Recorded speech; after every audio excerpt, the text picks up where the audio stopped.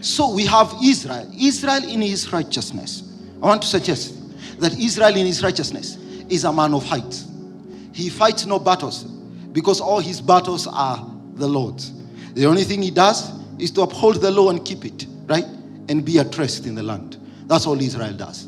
But days came in which he compromised and fell into sin and did what this generation has done. Walk away from the grace, the love, folks, and faith in God.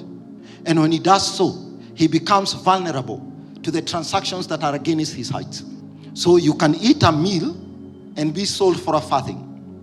You can oversleep and be sold for a farthing. You can be in a bad relationship and be sold for a farthing. You can eat tithe and be sold for a farthing, right?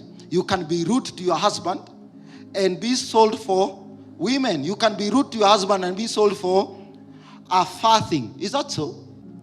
So you lose your high dimension and you come to a low point that in our scripture today is referred to as a valley.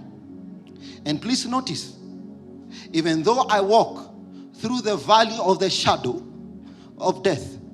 In other words, if you are in a valley space, you are either dead or dying, right? The thing you have is dead or dying. What does that mean? It means the grace that you have cannot help us.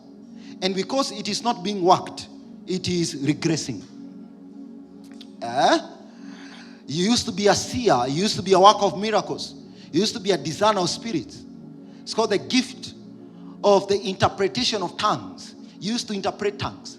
But because you are no longer interpreting, is that so? So it means that gift is dead. In other words, it's no longer functional. And because it's no longer functional, it's slowly regressing. You've never been able to see the Jesus you used to see, and the spirits and the realms and the corridors of heaven that you used to see, because these are things that can happen. Israel compromises and he leaves a land of Israel and he comes down to a place called the Valley of Dry Bones.